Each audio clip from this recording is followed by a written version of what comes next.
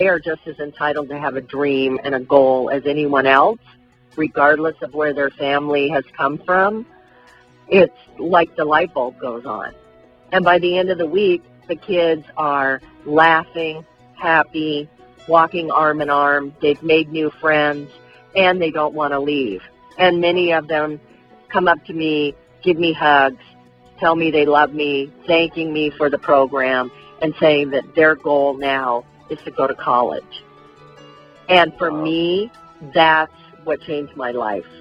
And I've been happy to say that we've had now over 550 kids go through the program in the last 6 years. So I'm hoping that in some small way I've played a role in touching their lives and lighting that spark for that dream for those kids. Well, I can feel that you definitely have just from hearing the stories. I remember the story that you told me about the young person who came to your event who was afraid to eat. Will you share that story with us? Yes, I will. And unfortunately, I don't recall his name, but he was a small, in stature, young man, middle school, 7th grader.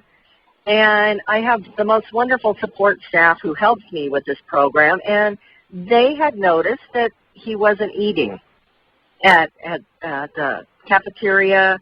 He would just take maybe a piece of fruit, maybe a few French fries and get a drink, and he would sit at a table by himself and he wouldn't eat. He would just pick at his food. And my supervisors had come to me concerned after maybe a day and a half of watching him not eat anything really to speak of. And they said, we're really concerned about him. We've told him that, he can eat as much as he wants of anything that he wants. And most of the other kids are like filling their plates, 2 and 3 times, and he's just picking at his food. And they said, maybe you could talk to him and see what's going on. So I did. I went up to him one night at dinner and just sat with him at the table and asked him, is there something wrong? Is there not the kind of food that you like? Is there something else I could get you? And he was very polite, but I'll never forget the look in his eyes when he looked at me and he said, I can't eat. And I asked him why. And then he broke my heart when he told me that he was afraid to eat because his mother told him that he could not grow and gain weight because if he outgrew the clothes that he was wearing, there were no more clothes, that these were hand-me-downs from an older brother, and that he couldn't eat and grow because then he wouldn't have any clothes to wear. Wow. Wow. And I tell you, when you see that and you see that real life in front of you, it impacts you and it makes you want to do good things to help people like that. And we were able to convince him that it was going to be okay if he ate and that we wanted him to eat so that he could be strong and healthy and enjoy all the things that we were going to do that week. And by the end of the week, he was laughing, smiling, and had adjusted well to the whole group. But I will never forget the little boy with the big baggy shorts on. They were so big on him that he had to walk, even with a belt, he had to walk holding his pants up. Wow. With one hand. And I think about him often. And whenever I get discouraged about pursuing my dream of being, a grant writer and having my own business and being self-employed, I remember him.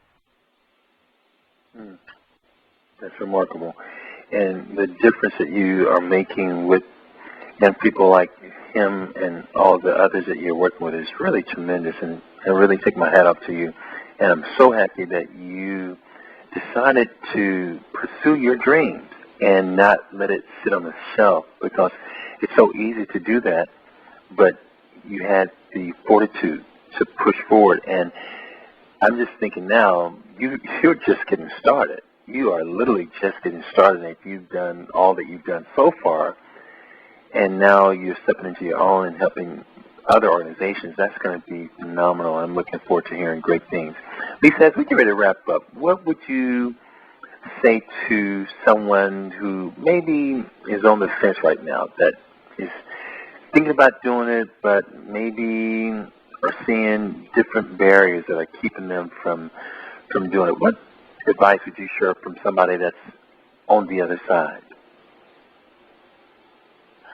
Probably the best thing that you can do, if you're even remotely thinking about going to the boot camp, is to take that leap of faith and realize that you may not have all the tools right now, but you can gather the tools, and there are people that are going to help you.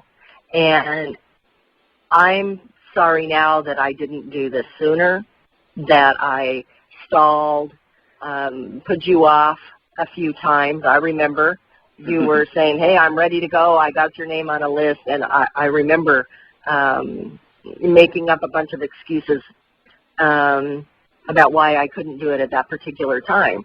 But anybody who's even remotely considering having a new career, branching out, doing this on your own, and you're not quite sure, I would say sign up today.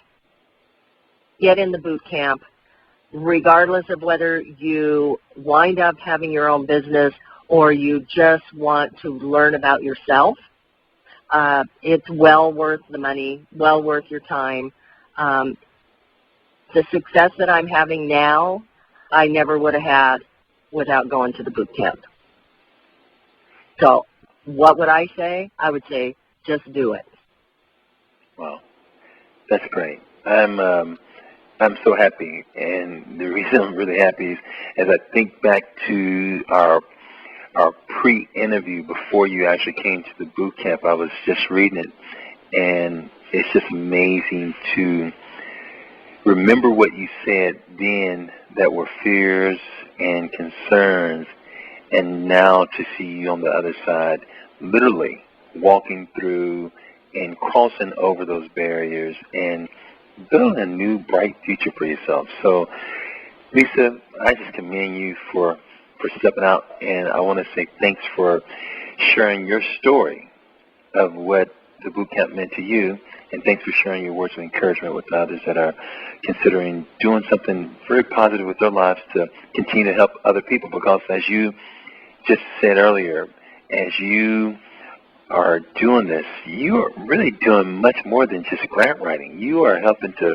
literally change the course and the destinies of many people by helping to bring those funds to those organizations. So thanks again for all that you do, and I really am really proud of you. Well, thank you, Rodney. I couldn't have done it without you and without your support, and it's been a true life changer for me. And my biggest regret right now is that there aren't enough hours in the day to do all that I want to do. Not yet. Not yet. It's coming. It is coming. It is coming. But I have you and the boot camp and the great tools that I've learned, and the great confidence booster, because now I know how to address problems, questions, and fears. And I didn't have that confidence before. Are you still listening to your theme song? I am. Yes, I am. That's great. I still listen to my theme song, and I do choose to be happy and to be positive. Yeah. For those of you that don't know, Lisa's theme song is "I Choose" by NDRE that she adopted at the boot camp, and we had a good time sharing that song with one another and just taking another leap in moving forward with our goals and dreams. So thanks again, Lisa. I really appreciate your time. Rodney. And have a great one, okay? Thank you. We'll talk soon. Okay.